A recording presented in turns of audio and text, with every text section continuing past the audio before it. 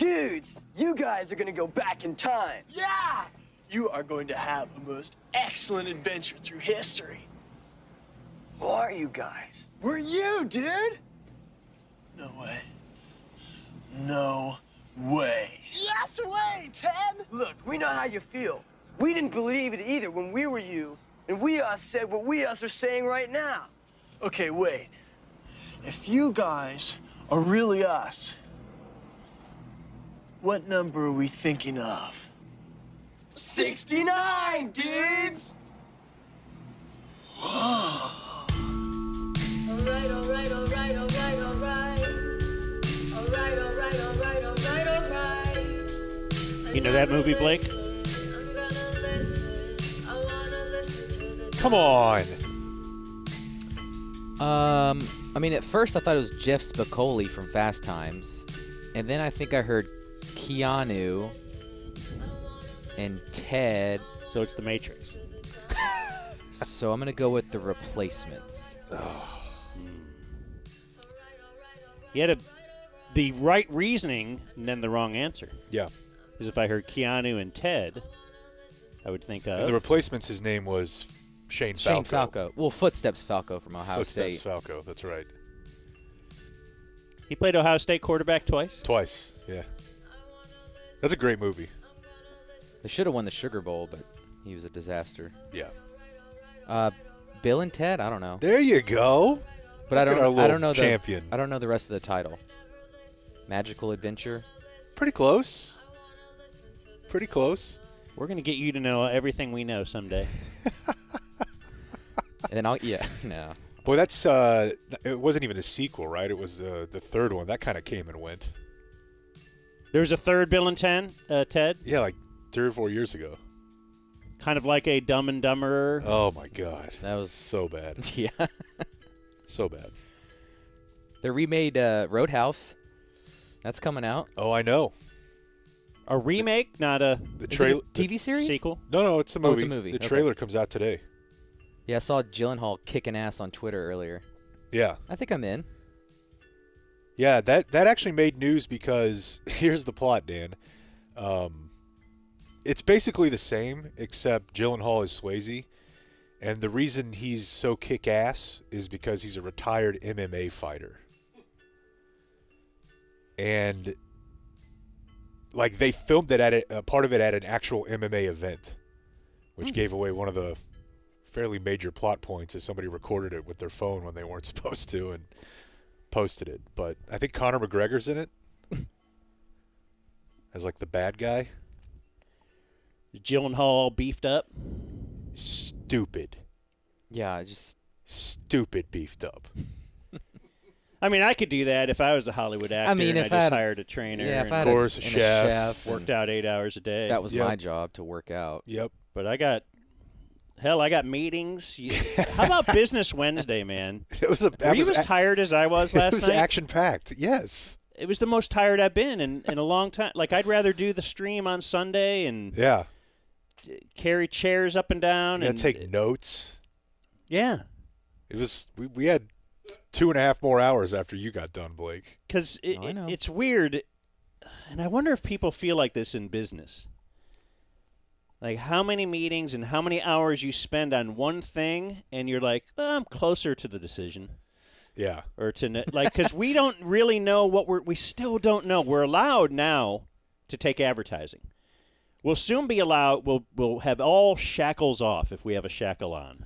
It's Dumb Zone Unchained. Yeah, but like today's episode is free, and I was thinking today, it's our one video and I thought, you know what, we could just video every episode if we wanted to this week. We could put them all out for free, we could. Yeah.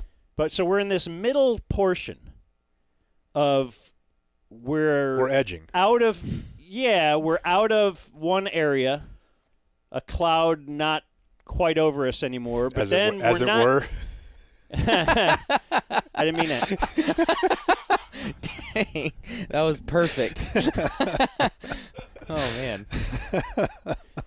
Yes, that's gonna be a fun day. Yeah. Sorry, I forgot. The edge of the cloud is just over. That's a great catch. And then to total, we could do any, but we just don't know. So we're in the. Yeah. I think I told you on the phone yesterday. We're in the taint of our career because it's in the middle. It's not this and it's not that, but we don't really know what it is. It taints this, it taint that. Yeah. Yeah. I will tell you this though about business people. And we stink. The taint is not a. Clean it up. You can clean it up, but it's tough to keep it clean. I've often wanted to just wax it. Seriously. Because we've talked about, like, when you groom, you're like, well, where do I stop? All right. 7,500 followers, and we do it? Taint wax? Yeah. I'll do that at, what are we at now? Add 10 more. Well, let's try to. Oh, sorry. Bad sales job. Get the people going a little bit more. Yeah. Yeah. I think, of course, yeah, we'll do it on video. I think That'll be NSFW. the lie of the business world is, I think that there's a lot of just kind of sitting around. Like, you might have 2 or 3 meetings a day, but you're not doing meetings the whole day. How about people that want to do a lunch meeting or a happy hour meeting? It's like, well, now I got to drive 45 minutes. Right. And Waste now a we bunch got to of do time. pleasantries and hang out and talk about, like, I don't want to do that stuff. I just want to talk about, let's get to the meat. My wife has to do that sort of thing, and she hates it. And that's part of general business, and that's part of your wasting time. You could be. I could be working on cancer yesterday, and I wasn't. Working on cancer? You know, trying to cure it. Yeah. Thank you for clearing that up. Yeah, not. But that's why most of them golf. That's true, and that drives my wife insane. So 4 hours, you make a decision somewhere in that. You might even just get closer to a decision. But you're either Like spending us. time in a conference room or at a Chili's, or you could just go play golf. Yeah. The women of the business world are very upset that golf exists. What do they have? I mean, think about how bad people would freak out if you were like, Let's go get a mani-pedi. yeah, we're going to go to a spa for 4 hours and just talk. But it's a business. It's an expense business. Write it off. I mean, it should be, but you couldn't get away with that. I'm a feminist. What can I say? Mm-hmm. Yeah. You are. Hey, I have a little bit of viewer mail that I love. You're the AOC of the show. Yeah, I think that works. You're all hot. Yeah, no, that's me. I've really enjoyed our Gaza Strip ice cream series, and we've gotten a lot of good suggestions. My buddy Sean hit us with RPG Lotto. But I'm reminded by a listener, Dallas. He says he grew up listening to Rush Limbaugh for countless hours in the back seat of his parents' car. I had a somewhat similar experience. A lot of Ticket, but a lot of conservative talk radio. And Russ did a couple segments on a company that popped up, I think, basically right around 9/11 or the Iraq War, so early 2000s, called Star Spangled Ice Cream. And these are some of we couldn't have done this. Like, ours were good. These are great. Like Iraqi Road. Yeah. Like Prail to the Chief. Whoa. How about Impeach Clinton? That had to be that's a layup, right? I hate the French vanilla. French is Because a if you fun recall, one. they were Freedom sitting fries. things out. Yeah. Nutty environmentalist. That's kind of a reach, but it kind of works. And then the one I love the most is Chalk and Awe. Because their slogan was like shock and awe. the campaign. Yeah. Yeah. Yeah. Slogan? Do you have a slogan for a war? Basically, They kind of did. you always have like a name for the operation, like Iraqi freedom. It's always et cetera. badass. Yeah. Yeah. Yeah. But yeah. Boy, would you like to be in that room? that And do you writer's think room. they're all kind of dicking around with a lot of funny things? Like, what should we call this? Right. And then Yeah. like a lot of Like, racist all right, undertones. we're just gonna have to go with shock and awe. Yeah, probably. Yeah. Yeah, there's no doubt that somebody at some point was like, "Can we use sand? Like, how can we do that?" I always loved the surge. Like under, I think that was Obama, right? Like when we were decided, like, "Hey, we've had enough of this shit. We're gonna commit," and it was like, we're calling it the surge. felt like an ode to the soda that I drank growing up that I was convinced would shrink my penis. Yellow 5. That's right. Well, if you're in the mood for follow-ups Sure. on a Thursday, we have another 9/11 memorial. We're learning that there are a lot of them. If you're wondering what this show is all about, you're just tuning in. Maybe you heard the Brunigs talking about us. Maybe you just read about us in the Washington Post. Sure.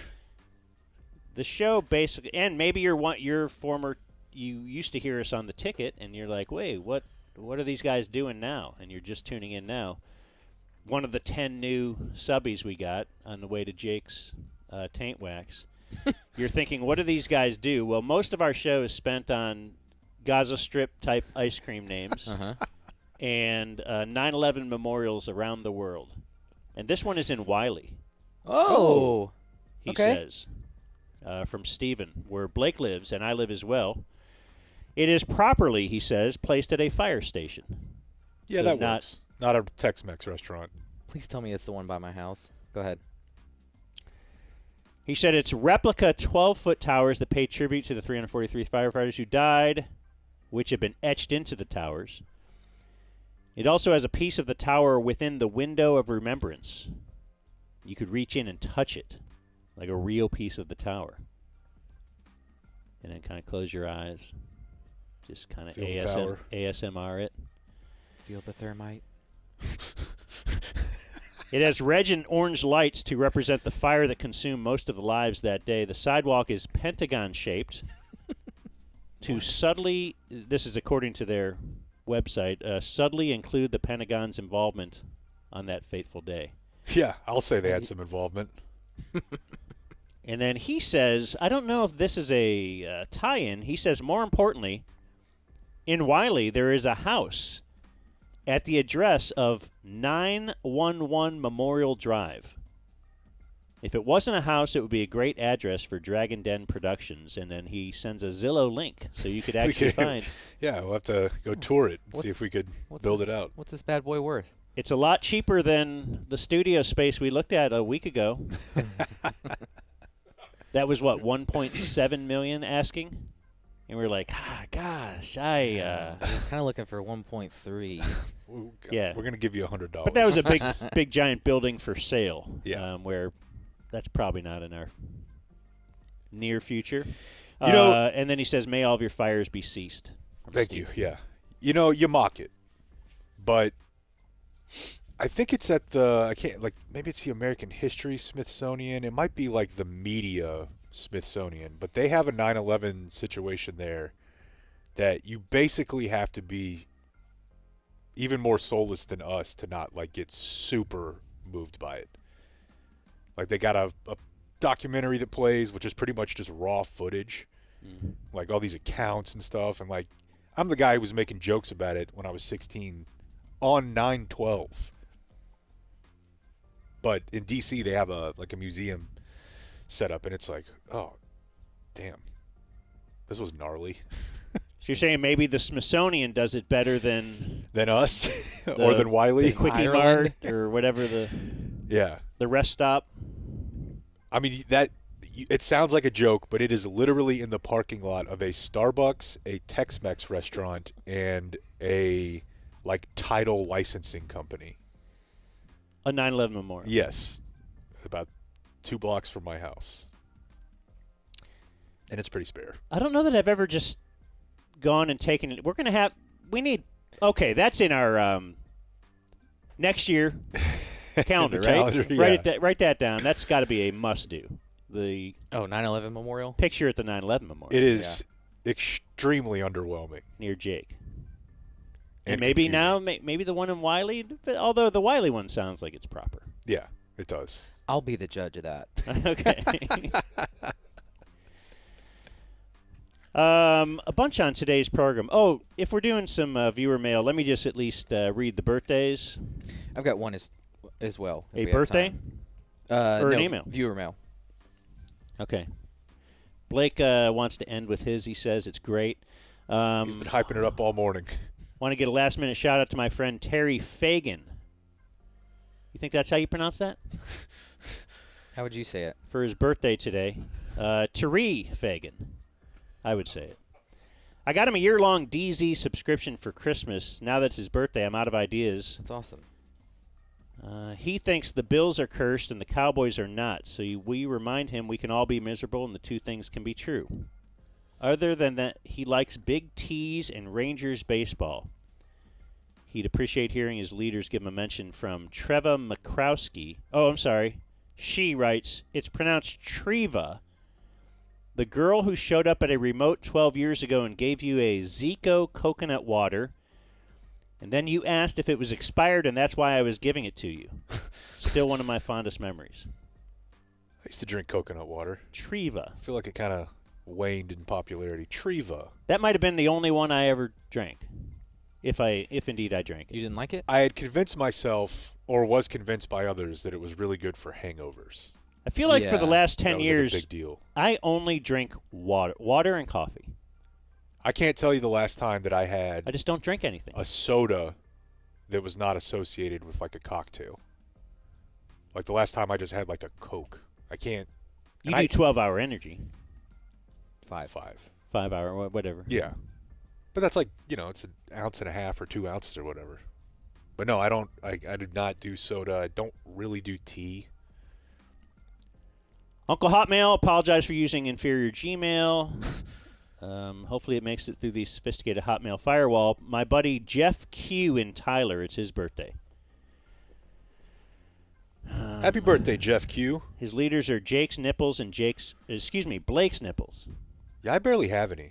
And Jake's Puppet. That was my problem. From Matt, Yeah. the Big Dumb F in Tyler. I have like recessed nipples.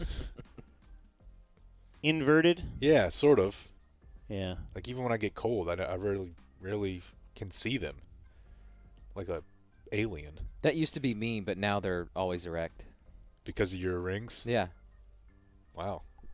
And I didn't know that until somebody tweeted at me like, hey, as soon as you get them pierced, they're always going to stick out. Interesting. I wonder if that happens with the Prince Albert.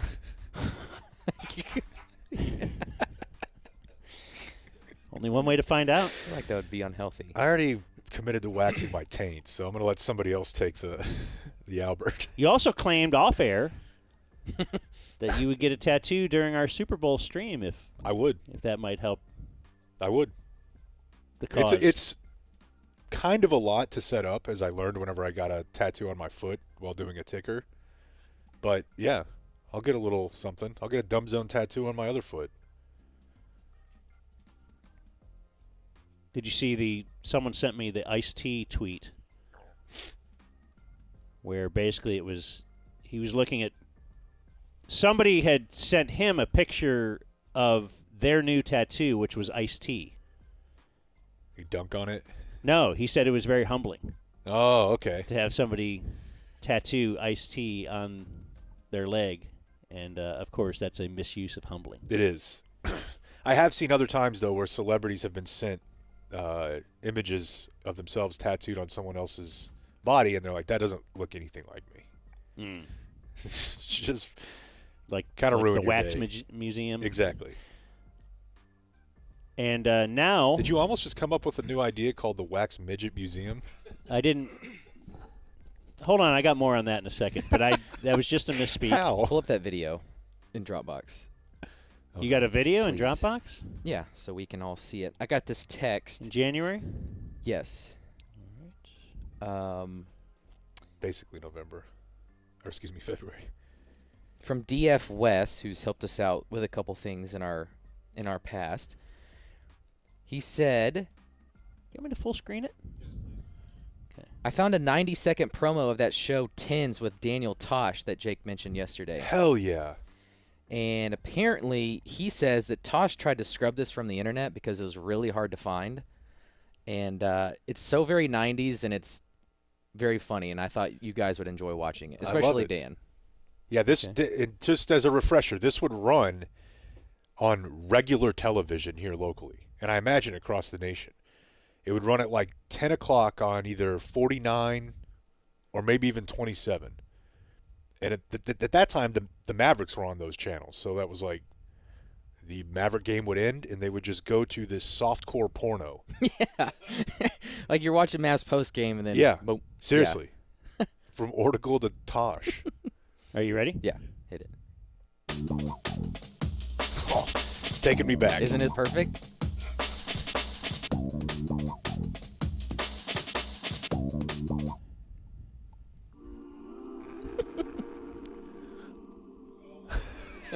This is what 14-year-old Jake's watching? Maybe even younger than that. Oh, my God, yeah. Get off cloud 9 and get on 10. Just hot chicks in bathing suits. What characteristics do you have that you think makes you a 10? Aside from my good looks, I'm a gentleman. Little beach interview. I don't remember there being dudes. Yeah. What is this? 1 to 10, where do you fall? But look at young Daniel Tosh. 10.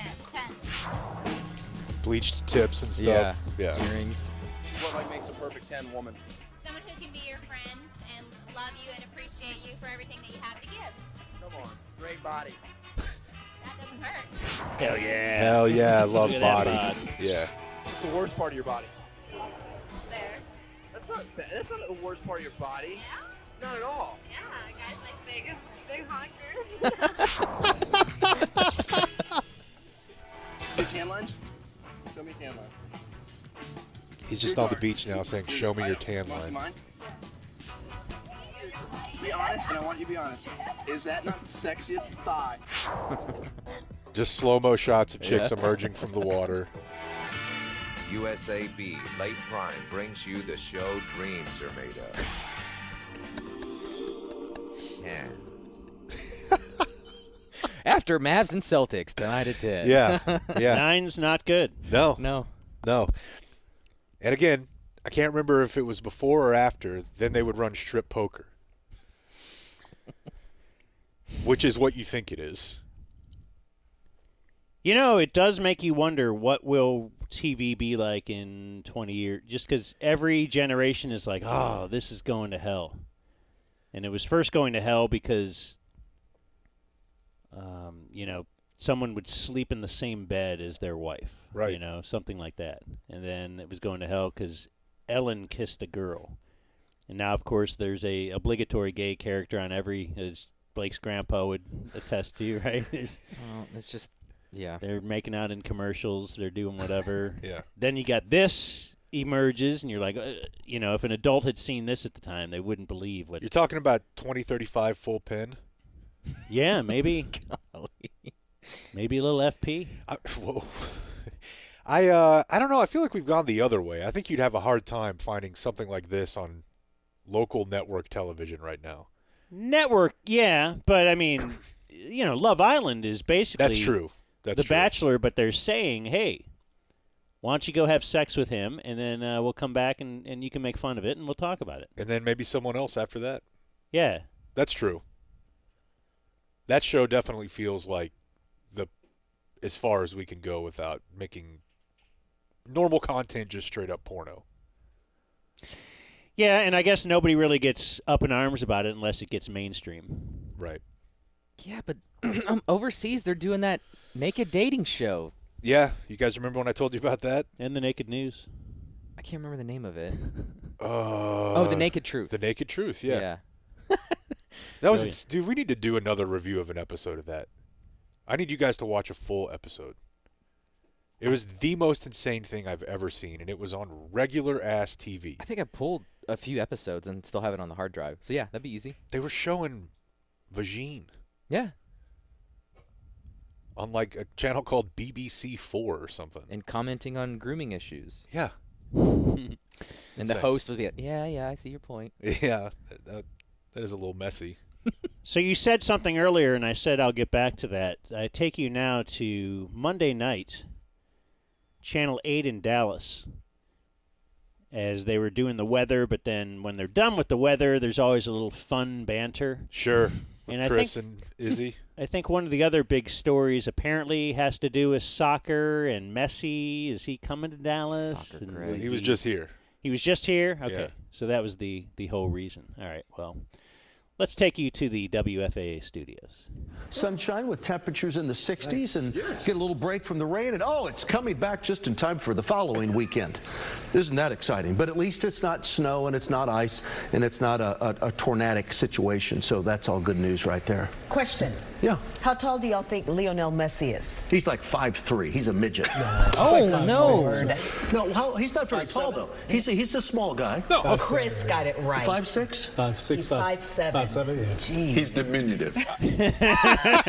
Joe with wow.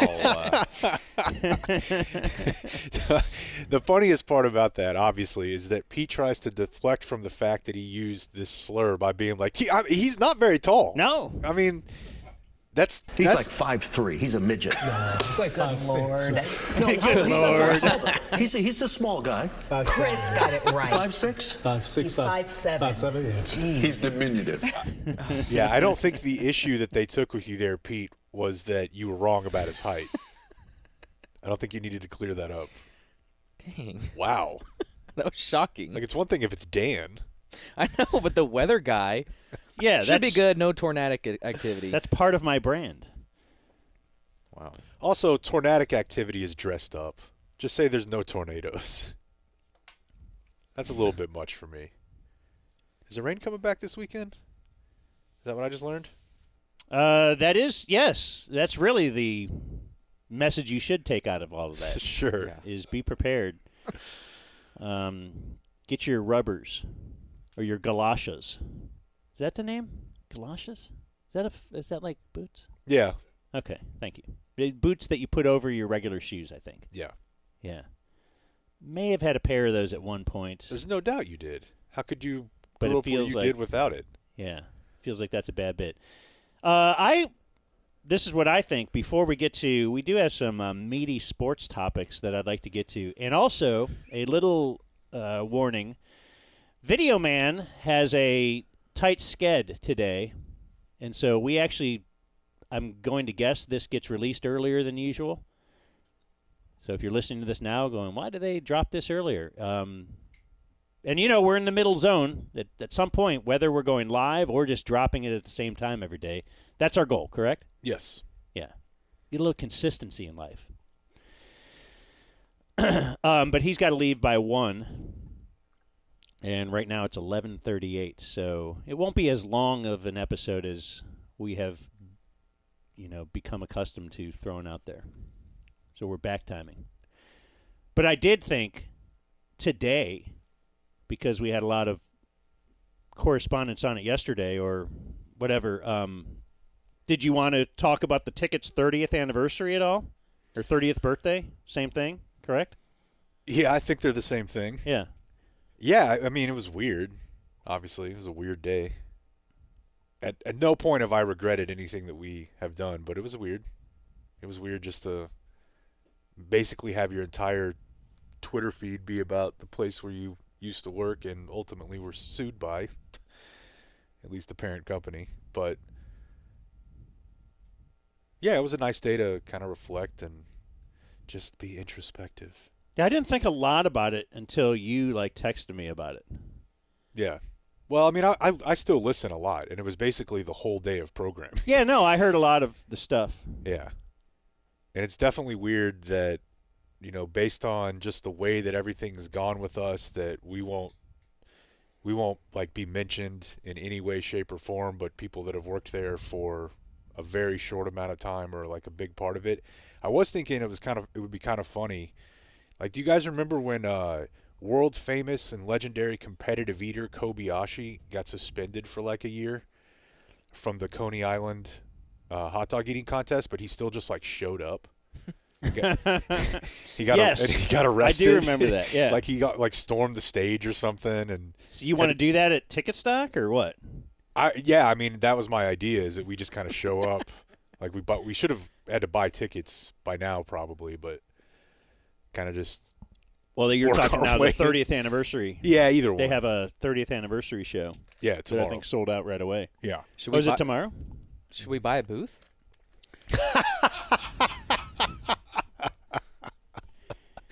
Give away some trinkets and just have a little putting green. Dumb Zone T-shirts and koozies and I mean, we're very pro ticket. Like I said, I still listen all the time. But yeah, it was weird. That's about all I can say about it. You? How about you, Blake? Yeah, I mean, my history on air was very brief, so, it didn't hit me that hard. But you were part of a lot of you went on way more like team trips than I did. Like probably 3 or 4 times as many. Yeah, and that helped, the relationship with you guys and stuff. But, when you're not in programming, it's not like you're a part of things. At least it felt that way. But no, I mean, it was cool to hear how happy everyone was and relive some of the memories. That was really cool. But yeah, I mean, it was kind of a weird day. It's like, I don't know. Like, I don't know what's weirder. Like, you were there a lot longer and a much more prominent figure, Dan. Thank you. But for me, like, I never worked anywhere else. Like, I didn't have the climb that you had. Radio-wise, yeah. Yeah, I mean, I've worked for my parents' business. Like, while I was doing the top 10, I've done 4, 5, 6, 7 different publications writing. But, I mean, I showed up there within, like, 5 months of graduating high school.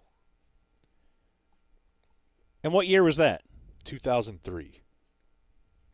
Okay, so your dad had been listening since the inception? Yeah, or pretty close to it. And so that means you're in the car. Yeah. And so you've been listening. Yeah. Yeah, that's got to be weird. That's Artie Lang on the Stern Show. Artie Lang, I think, grew up listening to Stern, and then all of a sudden he's on the Stern Show and a big part of things. Yeah. And it was definitely weird. I don't have that experience for sure. Of, that's the thing I love, and then my goal is to go work there, and then I do.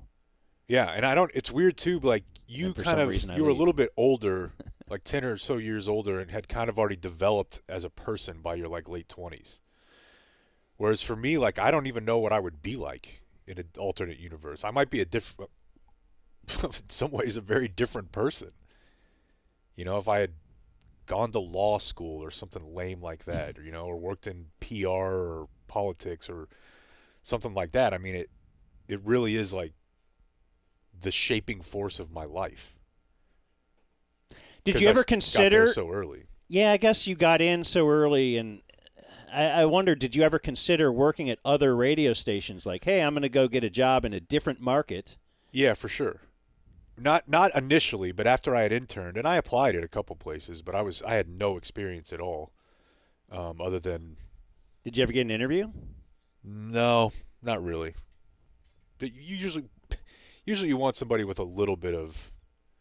I didn't work at my campus radio station. Okay, that's interesting. Yeah, that's why I wonder why. Why wouldn't you do that? Because that's pretty much a layup. You can easily get in on that. Yeah, it wasn't my major. So I remember that being a problem. It was a minor, and they put the people who it was their major first. And you got to remember, at this time, I was really stoked on politics. So that was a big part of it.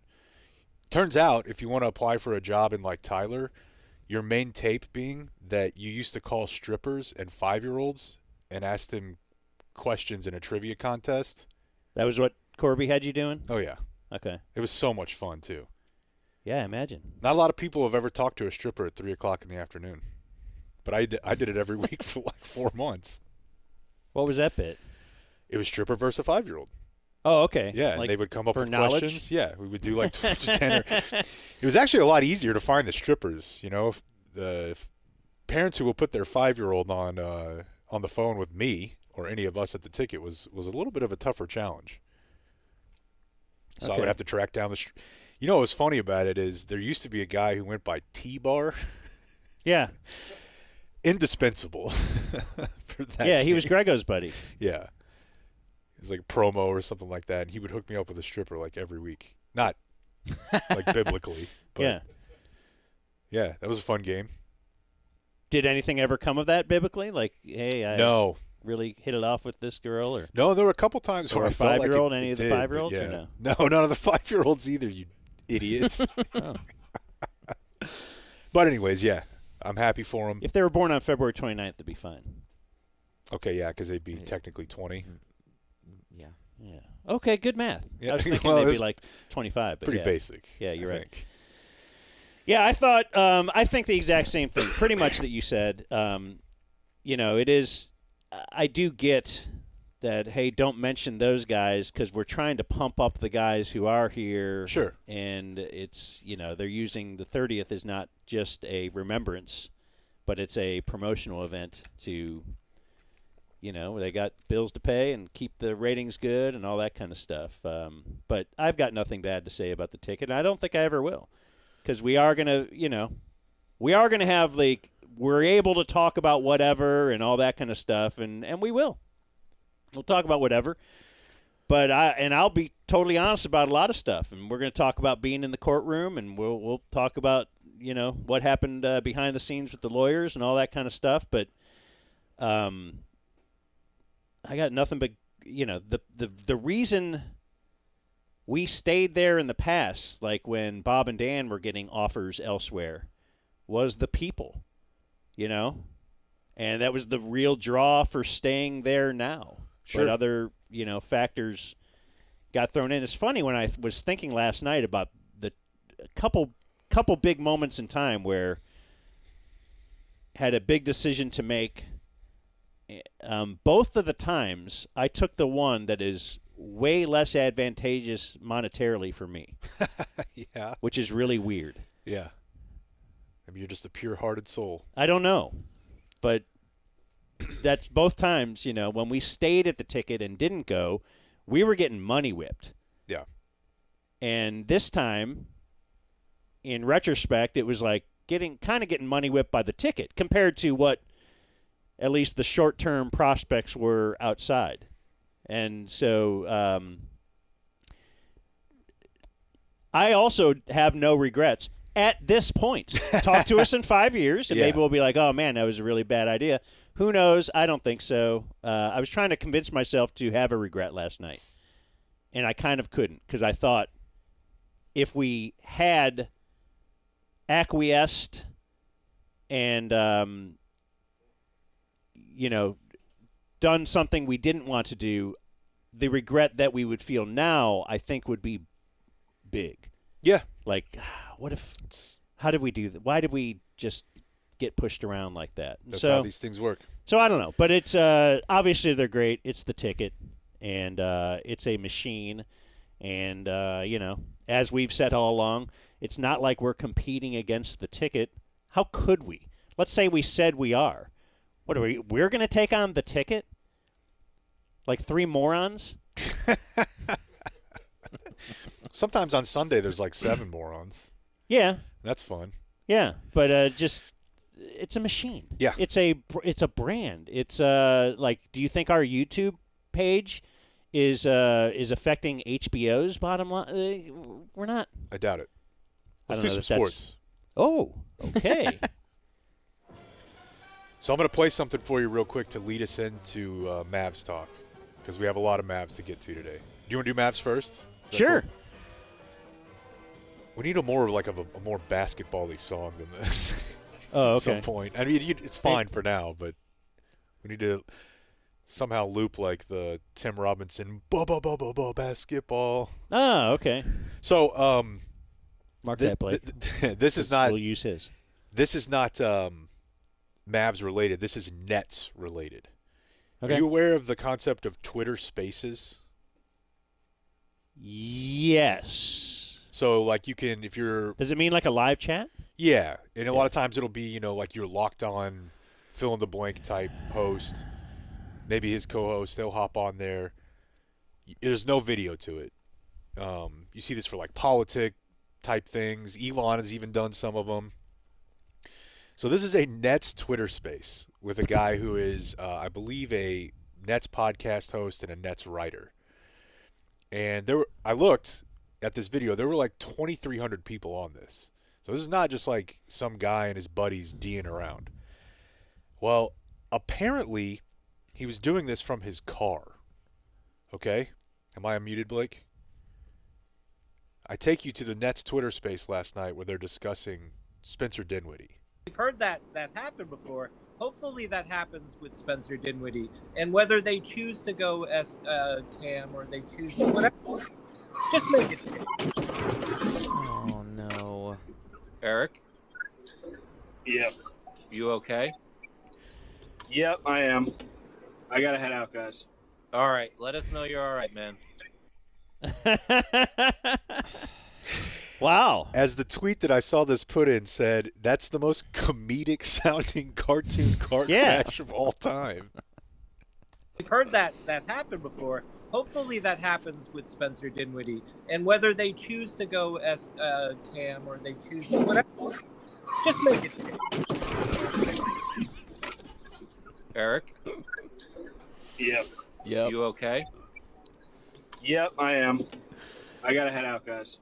All right, let us know His you're voice all right. completely It completely changes. changes, yeah. Yeah. They gotta okay. get away from Dinwiddie. Yeah, that is weird. Yeah, I'm fine. He had radio voice. His radio voice is worse than his real voice. His It real was, voice sounds yeah. badass. Yeah. It sounds like a drop from a sound effects catalog. I have Mavs related audio that's not the meat that we want to do today. It's Okay. very short. It's Sint. Oh, good. What's she been up to? Let's go back to Joe Trahan, who interviewed Sint.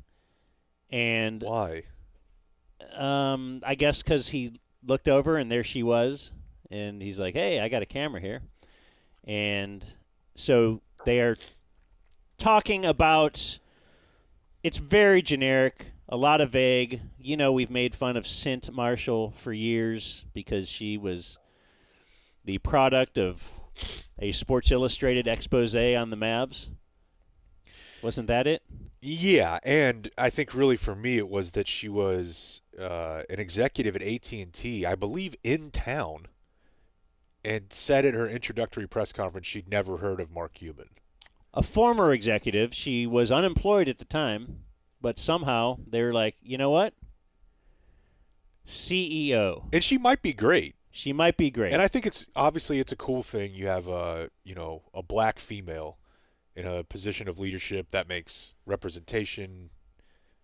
I think that's a good thing. I just thought it was really weird that she felt she needed to say she'd never even heard of Mark Cuban. Right, because she wanted to show how, hey, I'm not going to just do whatever. I'm not a big fanboy. Right. Yeah. Anyway, so yeah, they start talking about some vague stuff with the new owners coming in. And then she does say something that's, I think, pretty big. And so that's the vision, that we will have a big entertainment center, a big, just a lot of stuff going on, a lot of activity that people can come and enjoy. And so that's what it means, investment in Dallas. Yeah, so we're going to have stuff and It's things. going to be stuff people A lot could of do. stuff. Yeah. There you go. Keeping it here in the city, right? The Keeping team it stays right here in the city, right? In this region, I assume it's the city. I mean, I don't know. The plans aren't there yet. And then we have a lot to do legislative-wise and all that. But the vision is that you're going to see a lot of enhancements in this very arena. In fact, I'm getting ready to go and do a walkthrough with some people right now. So Okay. you'll see a lot of money put into this arena. But then we will build something that will truly be a destination spot for Dallas. And I can't wait. So yeah, the meat there is. There you go. Keeping it here in the city, right? The Keeping team it stays right here in the city, right? In this region, I assume it's the city. I mean, I don't know. The plans aren't there yet.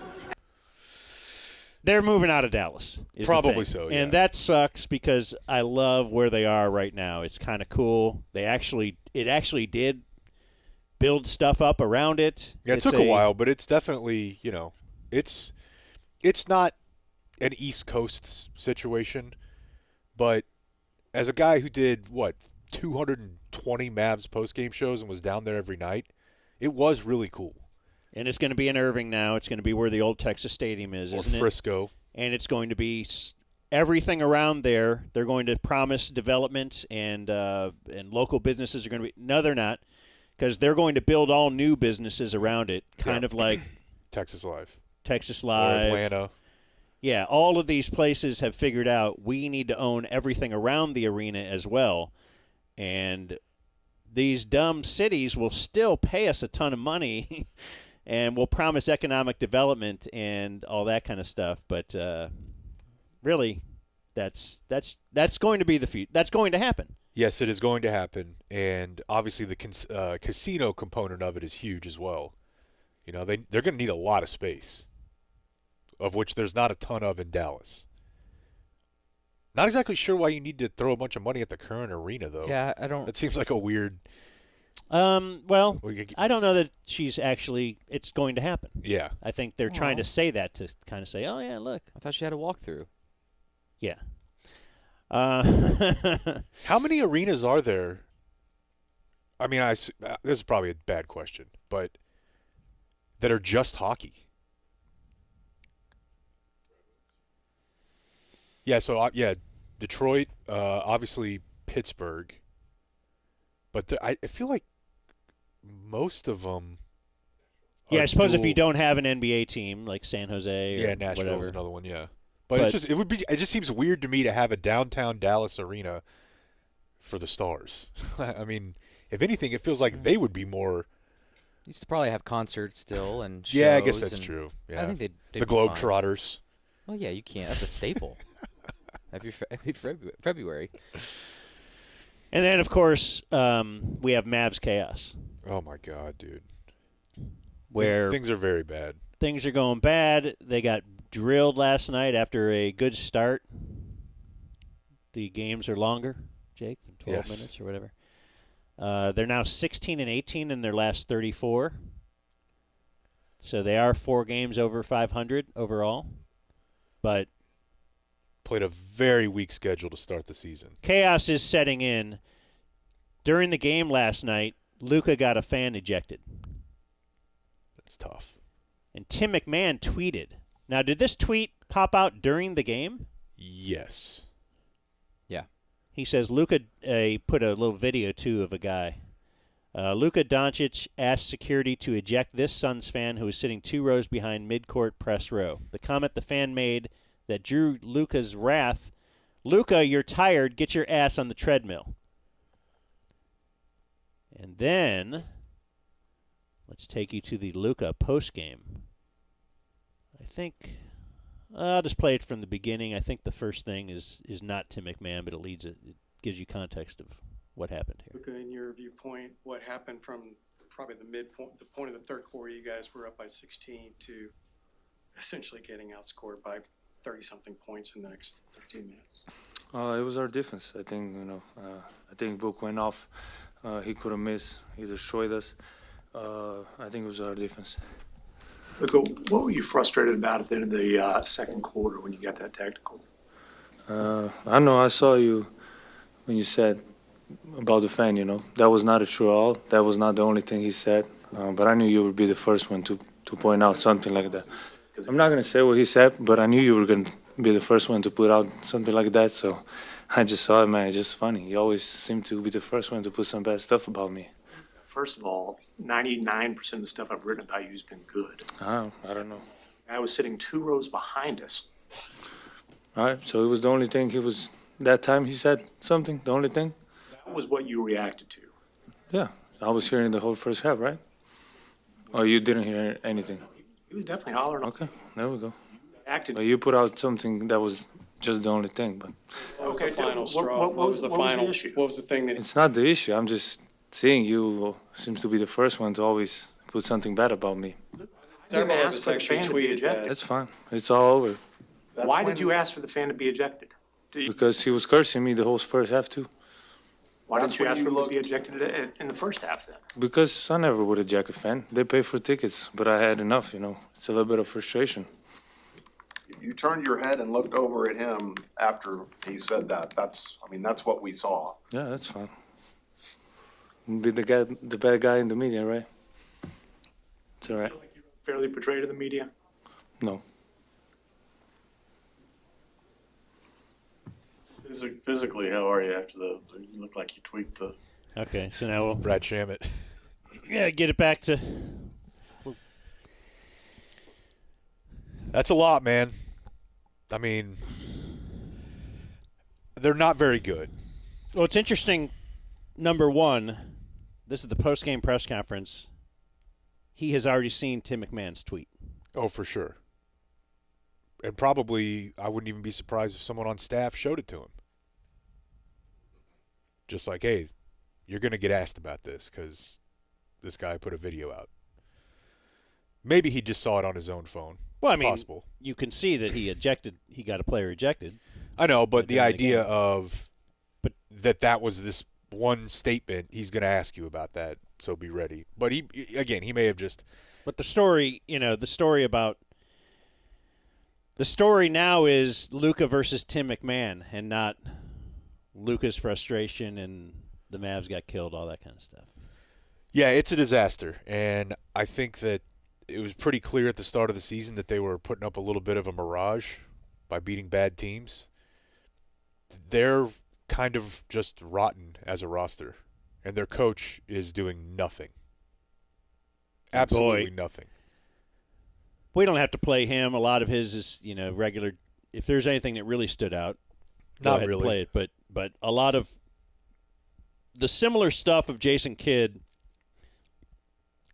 passive-aggressively throwing Nico under the bus by saying, this is the roster we have. This is what we, you see, and they're just tired. I can only do so much. And, maybe injuries will, if we stay healthy, maybe. Because no team stays perfectly healthy. Right. But he's basically saying, if we stay perfectly healthy, then possibly we have a shot. Because otherwise I just got all these minimum guys. He actually said that. I got guys on minimums. Right.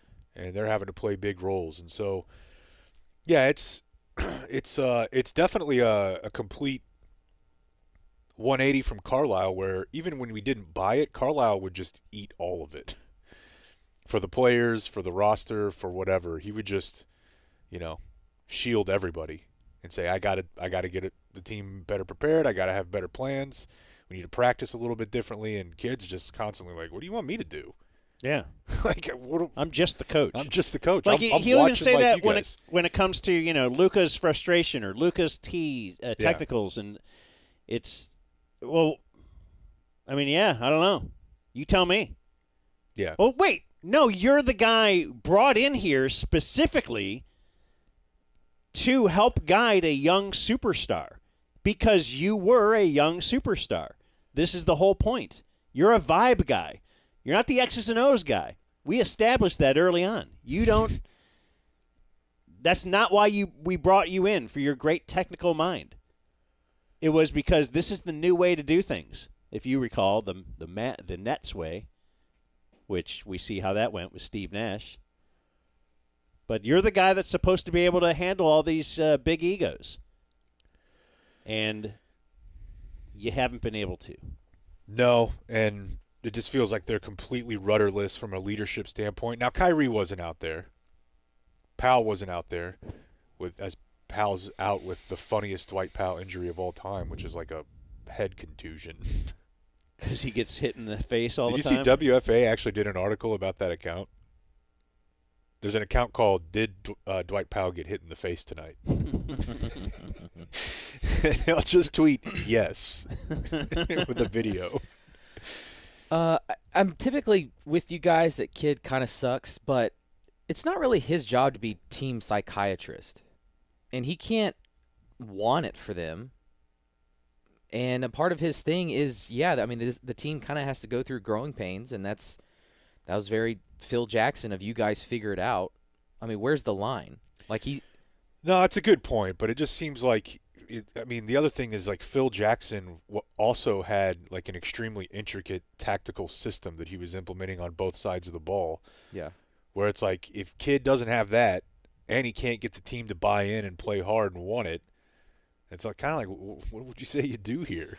Yeah, and I guess I would just imagine that he's just more of a defensive-minded guy. He is.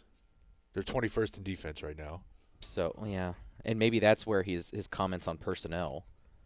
But I don't know. At the same time, you got to put some of this on Luca, man. Yeah, and that's kind of where I'm getting to. Yeah. Yeah, and I remember, we've made fun of Gambo in Phoenix.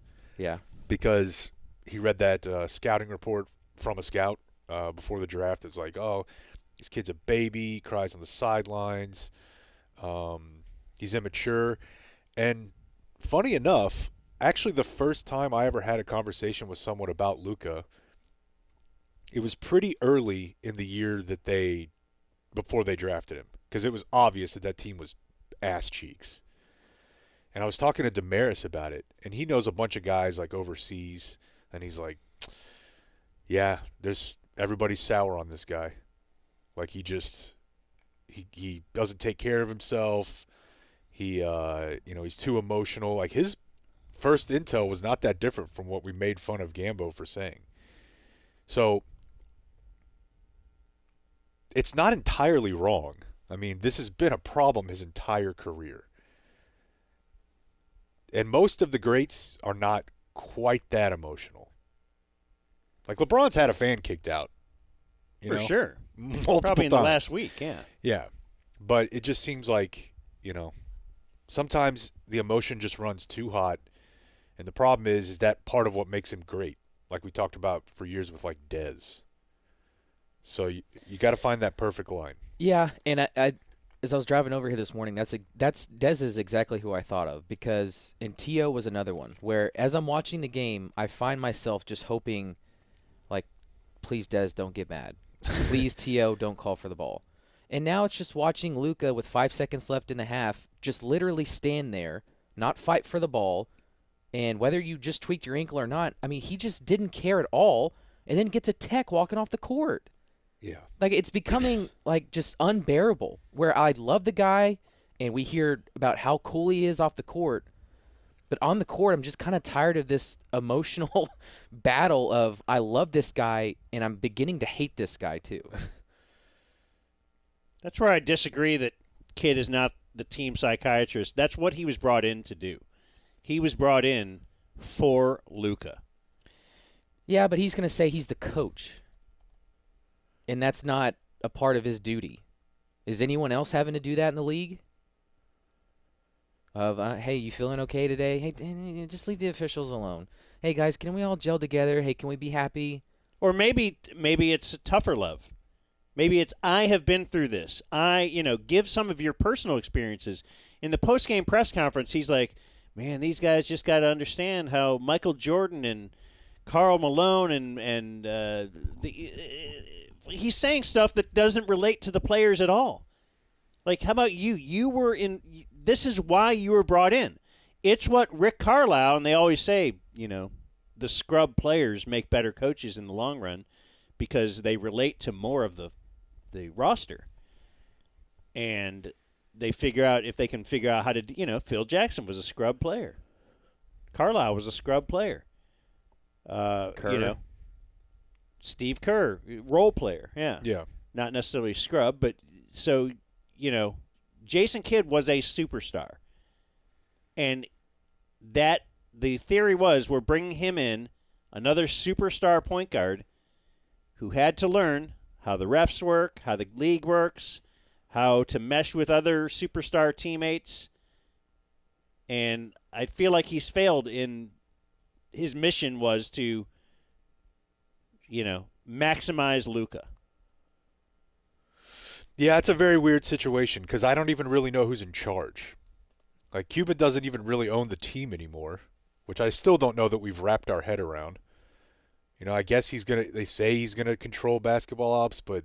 I heard, I was listening to House of Strauss, and he mentioned he actually still owns more of the team than, is it Joe Latham?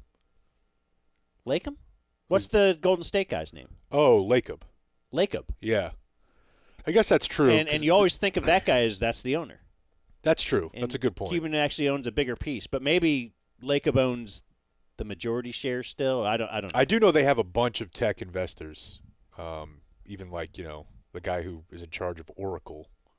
I heard Windhorse saying Cuban owns the control share. Yeah, and that was don't know confusing what that to me. means. I heard them talk about that as well. But the point is just like I don't have a clue what's going on. Who's going to fire the coach?